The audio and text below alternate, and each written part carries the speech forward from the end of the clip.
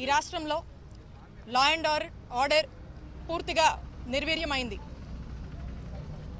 పోలీసులు వాళ్ళ ఒక విధులేంటండి? రాష్ట్రంలో రాష్ట్ర ప్రజల మాన ప్రాణాలు కాపాడాల్సినటువంటిది వారి బాధ్యత. సామాన్యులకు రక్షణ కల్పించాలి, సమస్యలకు ఒక పరిష్కారం చూపించాలి.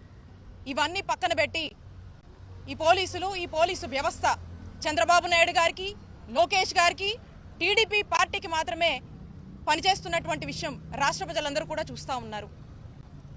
ఈరోజు రాష్ట్రంలో మనం చూస్తూ ఉన్నాము, కూటమి ప్రభుత్వం ఏర్పడిన దగ్గర నుంచి మరి 20 నెలలుగా చంద్రబాబు నాయుడు గారు ఇచ్చినటువంటి ఎజెండా ఏంటి? పోలీసులకి రెడ్ బుక్ అనేది వైఎస్ఆర్ కాంగ్రెస్ పార్టీ వాళ్ళ మీద ఇంప్లిమెంట్ చేయమని.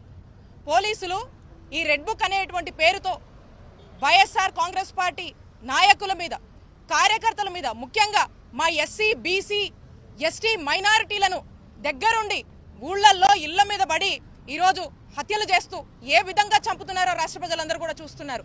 మరి పోలీసులు దగ్గరుండి ఈ టీడీపీ వాళ్ళు గూండాల్లాగా ఇళ్ల మీద పడి చంపుతూ ఉండడము, ఈ హత్యలు జరుగుతుండడం మనం చూస్తూ ఉన్నాము.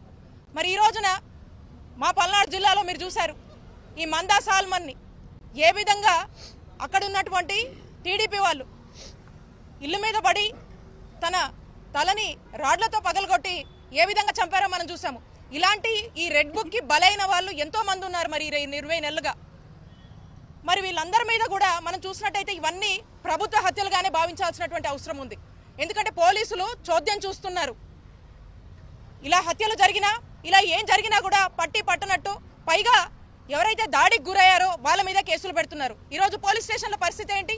రాష్ట్రంలో ఏ సామాన్యుడు కానీ పోలీస్ స్టేషన్కి వెళ్ళి ఒక కంప్లైంట్ ఇస్తే ఆ ఎమ్మెల్యే కానీ, ఆ మినిస్టర్ కానీ, అక్కడ ఉన్నటువంటి మినిస్టర్ కానీ, లేదా చంద్రబాబు నాయుడు గారు ఆఫీస్ నుంచి చెప్తే కానీ ఎఫ్ఐఆర్ కట్టే పరిస్థితి లేదు. లేదా ఈరోజు సామాన్యుడు వెళ్ళి ఎఫ్ఐఆర్ ఇచ్చి నాకు న్యాయం చేయడానికి మాట్లాడితే తిరిగి అదే సామాన్యుడి మీద ఎఫ్ఐఆర్ కట్టేటువంటి పరిస్థితులు ఈరోజు రాష్ట్రంలో నెలకొన్నవి. మరి ఇలాంటి పరిస్థితుల్ని, ఈ రెడ్ బుక్ బలైతున్నటువంటి ఈ ప్రాణాలని మరి ఇవన్నీ కూడా అడ్రస్ చేయాలి అని చెప్పి ఈరోజు వైఎస్ఆర్ కాంగ్రెస్ పార్టీ ఒక రిప్రజెంటేషన్ తీసుకొని డీజీపీ గారిని కలుద్దామని, ఈ మందా సాల్మన్ని ఏ విధంగా హత్య చేశారో దీని గురించి చెప్దామని వెళ్తే మరి డీజీపీ గారు number of times, YSR Congress party వాళ్ళు నంబర్ ఆఫ్ టైమ్స్ అనేక అంశాల మీద రిప్రజెంటేషన్ ఇవ్వాలని చెప్పి పార్టీ ఆఫీస్ నుంచి అప్రెడ్డి గారు కావచ్చు ఈమెయిల్స్ పెట్టి, అఫీషియల్గా లెటర్స్ పెట్టి, మరి మీడియాకు కూడా తెలుసు ఎన్ని అటెంప్ట్స్ చేస్తున్నామో, దేనికి స్పందించట్లేదు. ఈరోజు మేము ఎవరిని కలవాలో మాకు క్లారిటీ లేదు. మేము ఆఫీస్కి వస్తే మమ్మల్ని మాకే ఇలాంటి పరిస్థితి ఉంటే, ఇక్కడ ఎక్స్ఎమ్మెల్యేలు, మినిస్టర్లు, ఎమ్మెల్సీలు వస్తే మాకే ఇలాంటి పరిస్థితి వస్తే మరి సామాన్యుడిని ఏం ఆదుకుంటారు ఈ పోలీసులు? ఈ డీజీపీ గారు ఏం ఆదుకుంటారు సామాన్యుల్ని? ప్రజల్ని రక్షించాలి, ప్రజల్ని కాపాడాలి. ఈ రాష్ట్ర ప్రజలంటే వారి బాధ్యత కాదా?